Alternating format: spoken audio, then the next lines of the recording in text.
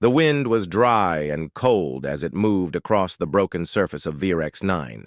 Once a green world, it had been burned and torn during the war between humans and the alien Virulons. Now, only ruins and silence remained. Commander Jace Renar stepped out of the dropship with his recon team.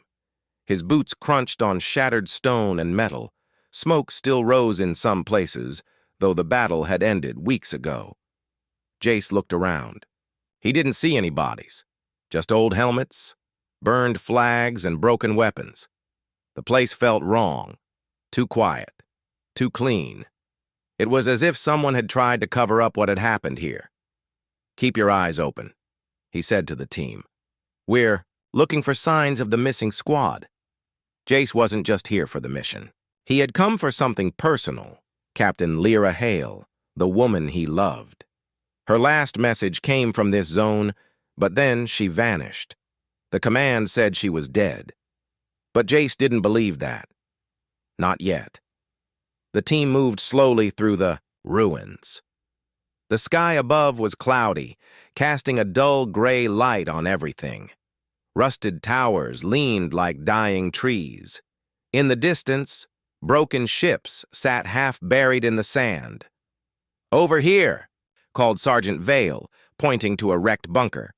Inside, they found human tech, bent panels, smashed helmets, blood-stained maps, but no bodies, and strangely, some of the human gear looked freshly cleaned, wiped down. "Someone's been here," Vale said, narrowing his eyes. Jace nodded. "Recently." Suddenly, the sound of movement echoed from the corridor ahead. The team raised their rifles. Footsteps, heavy, measured. Then a figure appeared, tall, armored, moving with calm confidence, a Virellan warrior. Her armor was different from the rest, sleek, silver blue, and marked with strange symbols. The team aimed their guns. The alien raised a weapon, then paused. That's when Jace saw it, the chest plate, scratched and dented, but unmistakable. It had a human design. On the left side was a small painted symbol, a red bird with open wings. It was Lyra's personal mark. Jace's heart froze. "That armor," he whispered. The alien warrior slowly removed her helmet. She had violet-gray skin, sharp features, and pale silver eyes. She stared at Jace with a strange, knowing look. Then she said in perfect English, "Jace Renar." His blood ran cold. The alien knew his name. The team looked shocked. Weapons stayed raised, but no one fired. "How do you know my name?" Jace asked, stepping forward. The alien lowered her weapon. "Because she spoke of you. The one who waited, the one she loved." Jace stared. "Where did you get that armor?" The alien looked down at it for a moment. "She gave it to me." "That's a lie," said Vale, stepping forward. "That armor belongs to a human soldier. You must have—" "No," the alien said calmly. "I did not harm her. She saved me. She gave me this." Jace's heart pounded. "You're telling me she's alive?" The alien's face softened. "She was. When I last saw her." Jace wanted to believe her, but part of him screamed not to trust an enemy. "She told me," the alien continued, "that if you ever came, I must bring you to the place where she made her choice." "Her choice?" Jace asked. "What choice?" "She chose not to go back," the alien said quietly. "She saw what others could not. She believed in something better." The team shifted nervously. This was not what they expected. No firefight. No enemy base. Just an alien warrior wearing the gear of a lost human. Speaking about peace? Jace looked into her eyes. There was no hatred there. Only a quiet sadness. "What's your name?" he asked. The alien straightened. "Kaelra, daughter of the shield bearer." Jace lowered his rifle. "I want to see where you last saw her." Kaelra nodded. "Then follow me. But the path is dangerous. You must come by your own will." "Sergeant," Vale pulled Jace aside. "Sir, this could be a trap." "I know. Jace replied. But I saw Lyra's mark, and she said my name. We should report back first. We will, after we follow her. Vale didn't like it, but he nodded. The rest of the team followed Jace as Kelra led them out of the ruined base and into the misty landscape beyond. The sky darkened. Strange shapes moved in the distance, silent watchers from the shadows. The team kept their weapons ready, but Kelra walked without fear. Jace's thoughts were spinning. Could Lyra still be alive? Had she really helped an alien? Why didn't she come back? He looked at Kelra's back, the armor shining dimly in the fog. It had once belonged to someone he loved. Now it moved with someone else, someone from the other side of the war. But maybe, just maybe, the truth was more complicated than anyone had known, and Jace was ready to find it. The fog thickened as Kelra led the human recon team across the silent plains of Virex 9. The sky above was dark, and the ground below was cracked and lifeless. No birds, no wind, just footsteps and quiet tension. Commander Jace Renar kept his eyes on the alien warrior in front of him. She moved with calm, strong steps. Her silver-blue armor caught the fading light, and every time Jace saw the red-winged symbol on her chest, his heart twisted. That symbol had belonged to Captain Lyra Hale, his Lyra. He walked beside Sergeant Vale, who kept glancing at Kelra with suspicion. "This is a bad idea," Vale whispered. "We're following a Virilan deeper into enemy ground." She knew. "Lyra," Jace whispered back. "She might be the only one who knows what really happened." Vale sighed, but didn't argue further. Soon Kelra stopped near a cluster of jagged rocks shaped like broken claws. She turned around and looked at Jace. "We rest here," she said. "After this, we enter the Red Corridor. It is not safe to travel at night." The team quickly scanned the area, set up a small perimeter, and sat down near the rocks. No fires, just quiet conversation and tired eyes. Jace sat across from Kelra. "You said she saved you," he said quietly. "How?" Kelra looked at him with steady eyes. "I was injured during a battle near the old towers. My unit left me. They thought I was dead." Jace frowned. "That doesn't sound like your people." Kelra nodded. "Our leaders believe in strength.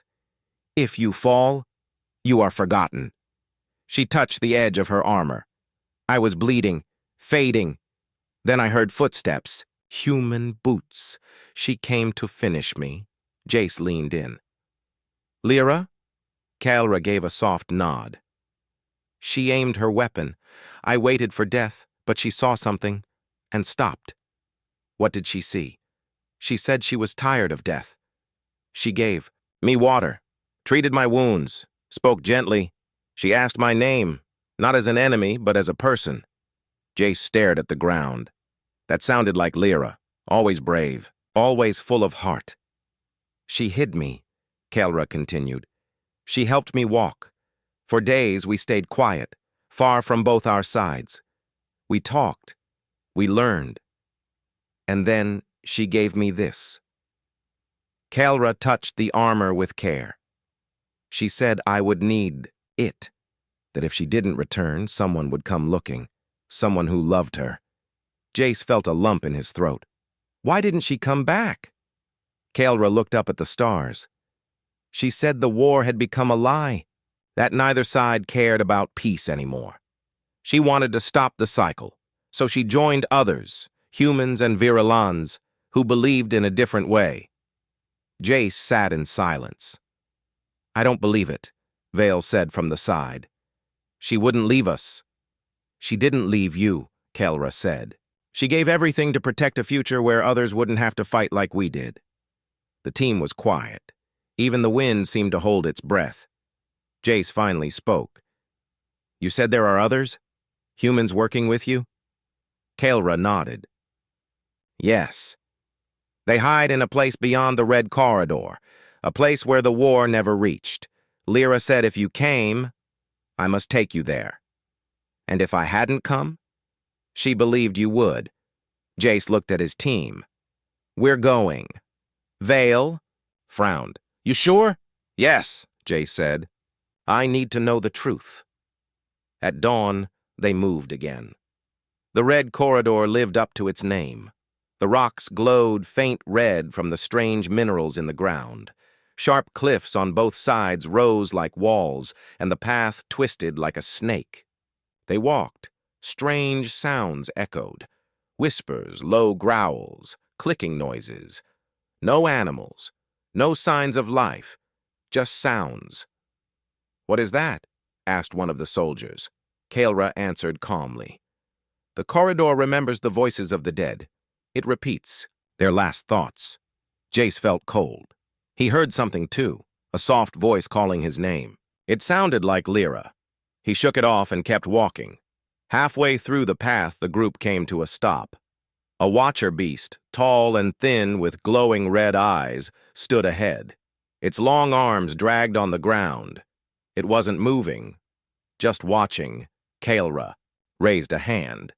Do not shoot. It senses fear. The soldiers tensed. The beast let out a low sound, a hum that shook the rocks, but it stepped aside and vanished into the mist. Jace let out a breath. What was that? Something old, Kaelra replied. Even we don't understand it. By nightfall, they reached a hidden slope covered in vines and strange glowing moss. Kaelra moved a stone, revealing a narrow tunnel. This is the way, she said.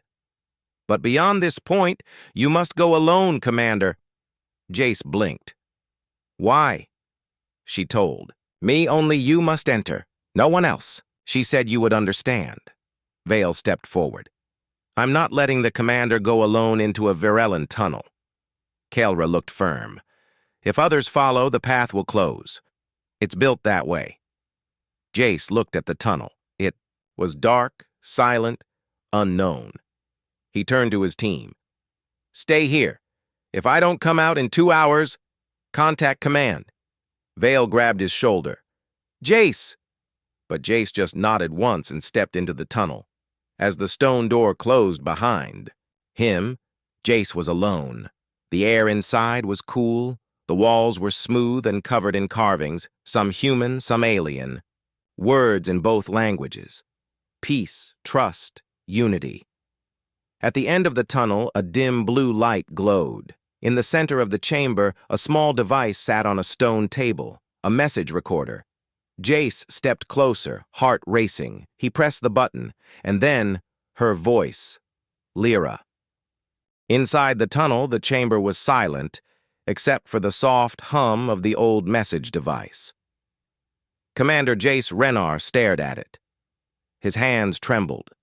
The light on the recorder blinked gently, waiting. He reached forward, took a deep breath, and pressed play. The screen came to life. A familiar face appeared, dust on her cheek, hair tied back, tired eyes still full of strength. It was Lyra. Jace. Her voice was soft, full of emotion. If you're hearing this, then Kaelra kept her word, and you came. You always said you'd follow me through anything. Jace didn't speak. He didn't blink. He just listened. I survived that day, Lyra continued. Barely. I was alone, bleeding, lost in enemy ground. I thought it was the end. Until Kaelra found me. Or maybe I found her. It doesn't matter now. The image shifted slightly as she moved the camera closer. She was supposed to be my enemy, but she helped me, treated my wounds, carried me when I couldn't walk. She saved me, just like I saved her. Jace's heart hurt. He had imagined 100 different ways Lyra might have died, but not this, not friendship with a Virellan. We hid together, spoke about the war, the lies, the orders we followed without thinking, and I realized something, Jace. We weren't born enemies. We were made enemies. By fear. By pride. By leaders who would rather burn the stars than admit they're wrong.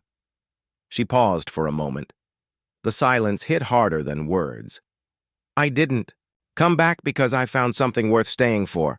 A small group, Virellans and humans, who want peace. Real peace. Not papers signed by people who never fought, but peace built by the ones who bled.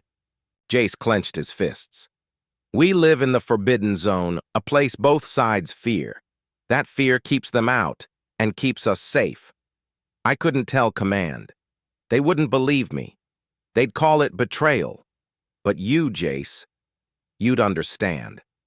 Her, eyes filled with tears. I miss you, every day, but I couldn't ask you to follow. Not until I knew it was real. And now, if you're here, I want you to see it with your own eyes. The message ended. Jace stood still for a long time. The room felt heavy, quiet. He stepped back toward the entrance. When he reached the outside, the team stood waiting. Kaelra turned. First, you saw her, she said gently. Jace nodded. Yes. He looked around at his team. We're going to the Forbidden Zone, Sergeant Vale frowned. Commander, we don't even know where it is. Kaelra raised her hand. I do. They walked for hours. The path twisted through rocky ground and steep cliffs. Strange shapes watched them from the hills. Machines long dead sat like broken beasts in the dust. Finally, they reached the edge of a wide canyon filled with thick, rolling fog. At the center stood a tall structure, half alien, half human design. Metal and stone woven together. Kaelra pointed. That is the gate. They crossed a narrow bridge. Every step echoed. When they reached the gate, it opened slowly. No one was on the other side. But as they entered, they were greeted by something unexpected. Human voices. Dozens of people, some in old Earth uniforms, others in plain clothes, stood beside Virellans. They weren't fighting. They were working together. Building homes, tending plants, repairing machines. Jace stepped forward. His team followed, weapons lowered but ready. A man in a patched uniform walked up to him. You must be Commander Renar. Yes, Jace said. Who are you?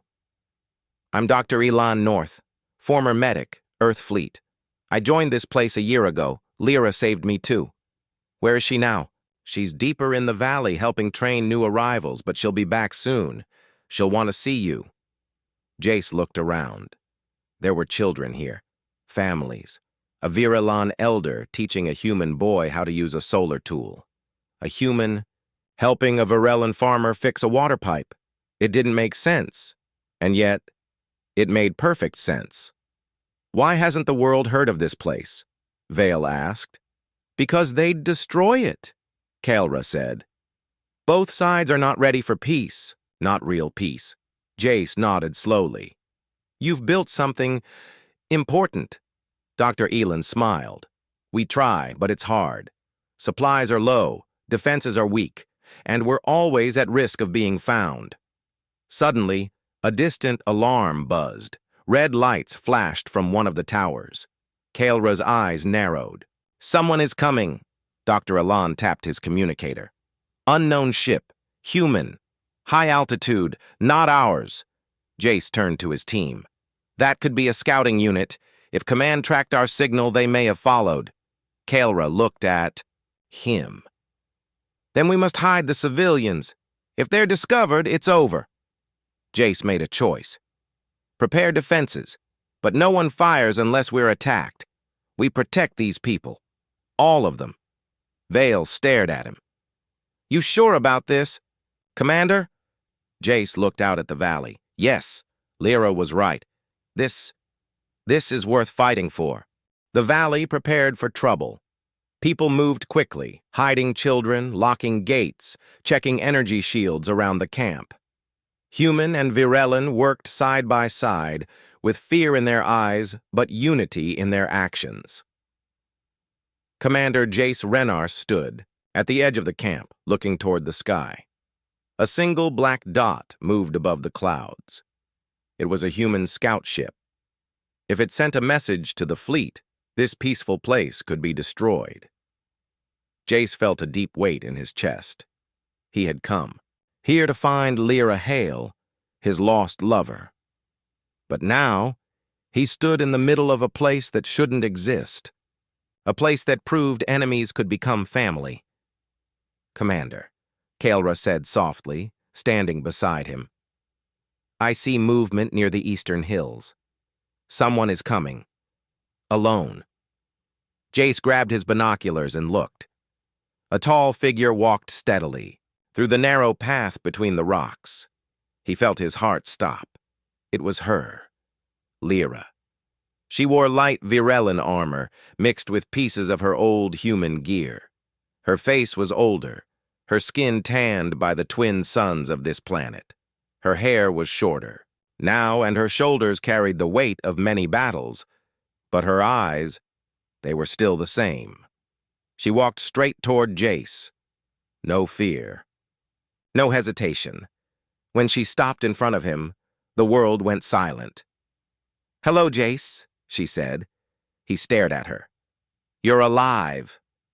"I am," she replied, her voice soft. "I hoped you would find me." He couldn't speak for a moment.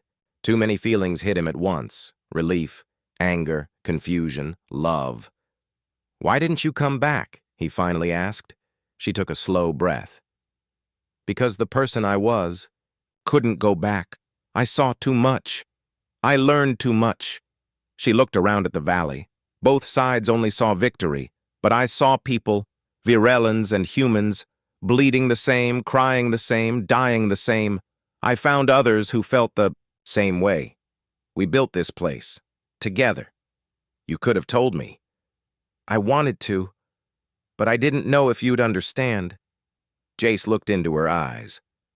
I didn't. Not at first. But I do now. A silence fell between them. Lyra stepped closer. I never stopped thinking about you. Not for a single day. Jace reached out and gently touched her shoulder. You've changed. I had to, she said. This world needed someone to protect it, and I became that person. Behind them, the alarm buzzed again. Kaelra came forward. The scout ship is moving lower. We may not have much time. Lyra turned to Jace. We need your help. If the ship sends a signal, the military will come, and they won't ask questions. Jace nodded. Let's disable its comms before it sends anything. Jace led a small team, Lyra, Kaelra, Vale, and 2 others, through the rocky trail up to the cliffs. The ship had landed near the edge, its legs planted firmly in the soil. It was a small recon scout, but its communication system was powerful. No. Weapons fired, Jace ordered. We sneak in, cut the comms, and wipe the logs. As they neared the ship, 2 soldiers stepped out, human troops, unaware of the peaceful valley nearby. Lyra gave a signal, and Kaelra quietly moved behind the rocks. One guard walked toward the bushes.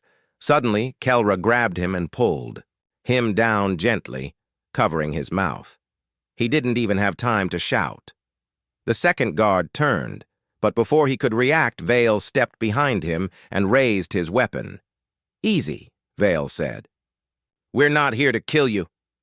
The guard froze. Jace and Lyra entered the ship. Inside, red lights blinked on the console. Transmission in progress, Lyra said. We have less than 1 minute. Jace opened the control panel and pulled. The emergency override. Sparks flew, and the screen blinked off. Lyra exhaled. We did it. But suddenly, a noise came from the hallway. Another soldier, pilot of the ship, had heard them. He raised his weapon. Stop! Step back! Jace raised his hands. We're not enemies. Just listen. I know who you are, the soldier said. You're Captain Hale. You're supposed to be dead. You're a traitor. Lyra didn't move. I'm not your enemy. Look around. We're not hiding weapons. We're building peace. The soldier looked nervous. You don't get to decide peace. Jace stepped forward. She didn't decide. She earned it. Kaelra stepped in behind them. The soldier blinked in shock at the sight of her. You're working with them? We live with them, Jace said, because they're not monsters.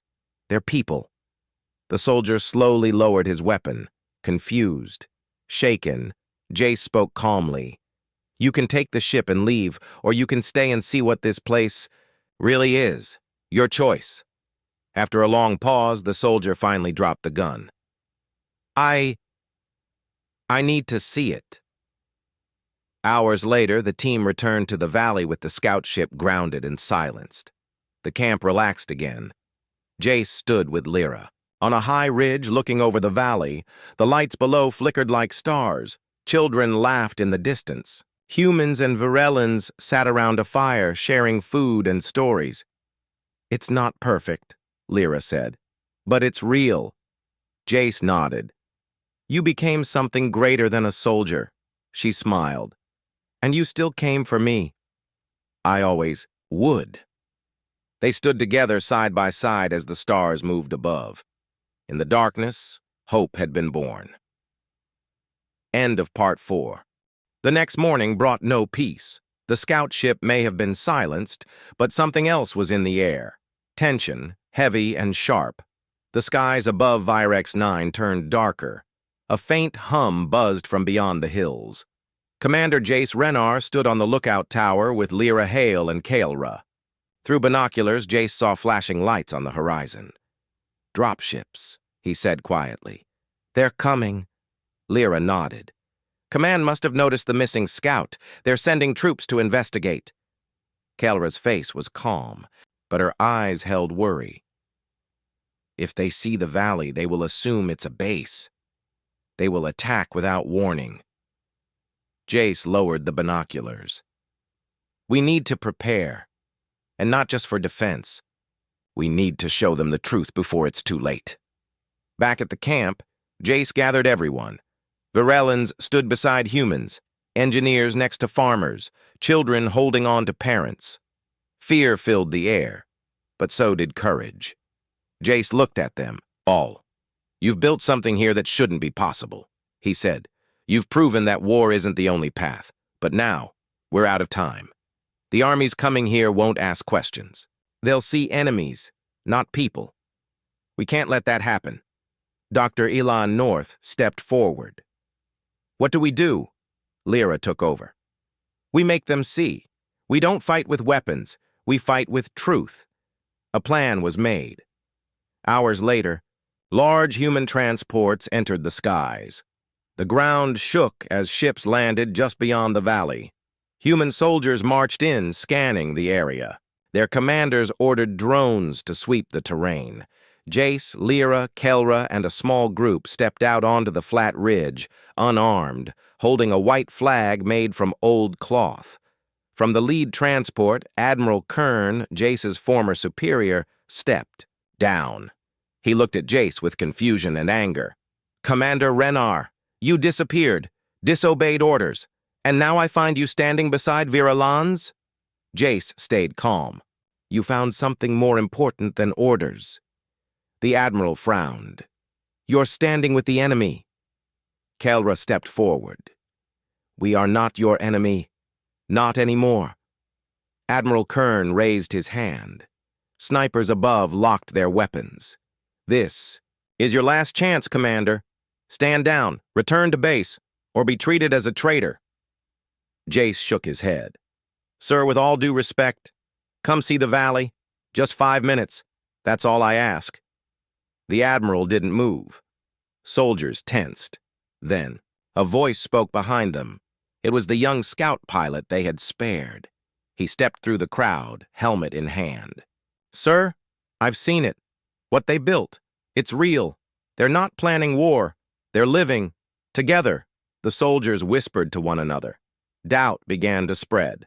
Admiral Kern stared at the boy, then at Jace. Finally, he gave a nod. 5 minutes. One squad with me. They walked through the valley. Children played with sticks, laughing in 2 languages. A human girl shared bread with a Virellan boy. A mechanic, half blind, worked beside a Virellan builder to fix an old water purifier. No one carried weapons. There were no battle lines. Just life. The Admiral's expression softened. His men said nothing. They just watched. At the end of the path, he turned to Jace.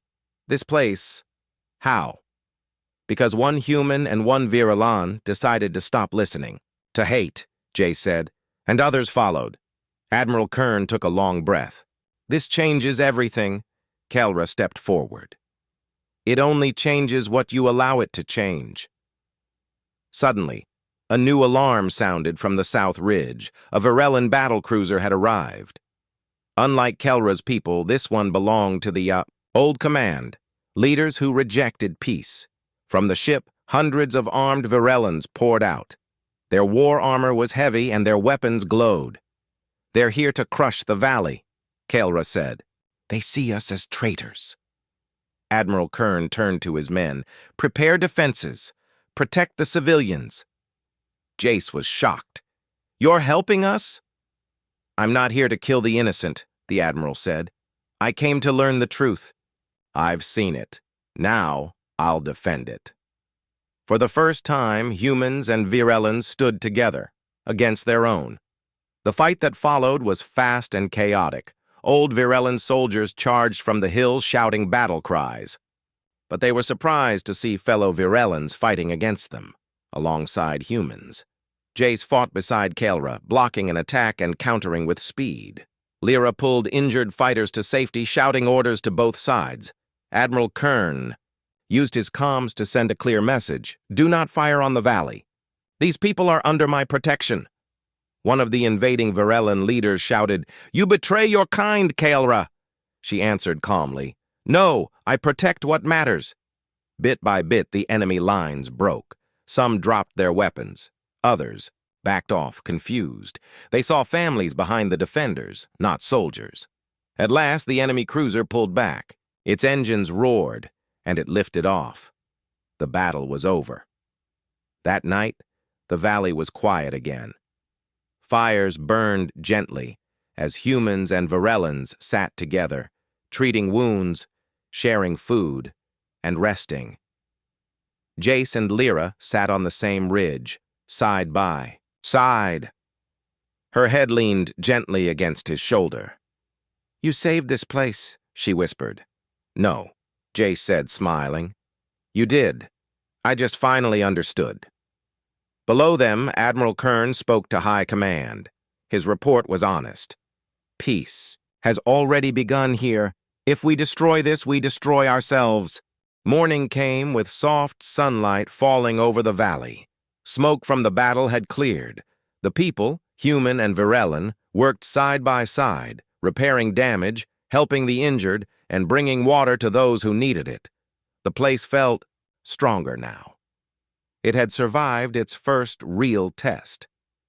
Commander Jace Renar stood near the center square of the camp, watching a group of children draw symbols in the dirt.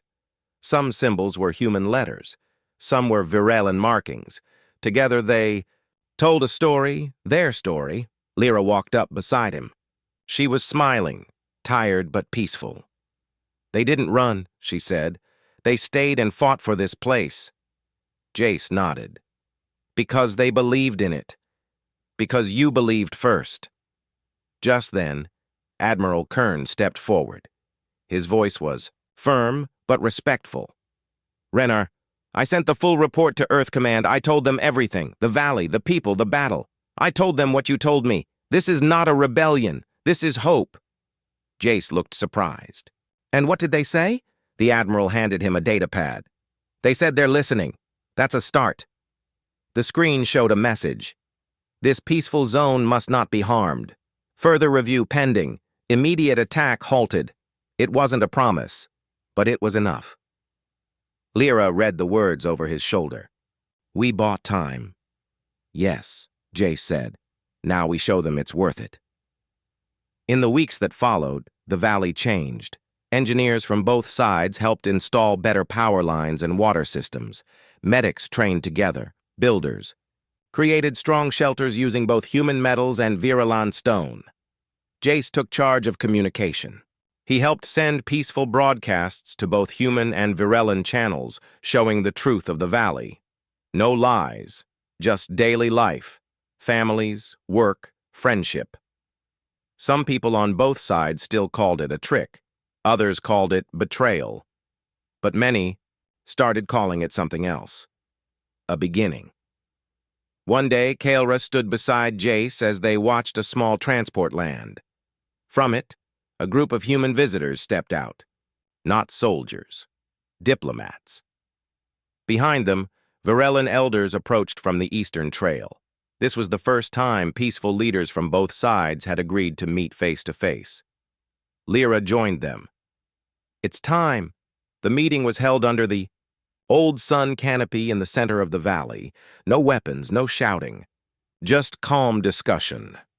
The Virellan elder, a wise figure named Centaur, spoke first. This valley was born from kindness, not command. From choice, not fear.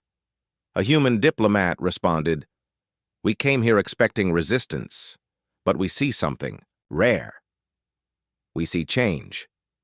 Jace and Lyra told their story. Kaelra shared hers. Others followed, humans who had once fought in the war, now farming beside Virellans, children who knew both languages, doctors who had saved lives on both sides. Words were not perfect, but they were honest.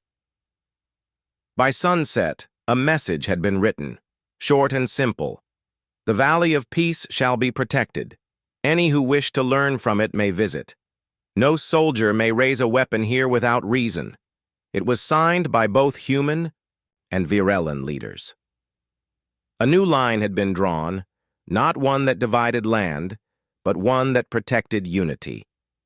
That evening, the valley held a celebration. Simple music played from handmade instruments. Food was shared in long rows. Even laughter echoed across the hills. Jace sat with Lyra near a small campfire. She held a datapad in her hands. "I'm writing a book," she said. Jace smiled. "About us?" "About all of it," she said. "How we almost lost everything, and how we chose something better." Kaelra joined them, handing Jace a small object wrapped in cloth. He opened it. Inside was Lyra's old chest plate, the one Kaelra had worn when they first met. "She asked me to return it to you," Kaelra said softly. "It belongs where it started." Jace ran his fingers over the red wing symbol. He remembered the first time he saw it, on Earth, when Lyra stood tall beside him during training. That same symbol had led him to this place. He looked at Lyra. "You gave it up for peace." "I'd give more," she said. "But now, maybe I don't have to." Later, that night, Jace stood alone on the edge of the valley. The stars above were clear, countless points of light in the dark sky. He thought of the war, the friends he'd lost, the pain he'd carried. Then he thought of Lyra, of Kaelra, of the valley that shouldn't have existed, but now did. Peace was not easy. It was not perfect, but it was possible. And sometimes, that was enough. As he stood there, Lyra walked up beside him and reached for his hand. "We have a long road ahead," she said. Jace smiled. "Yes, but now, we walk it together."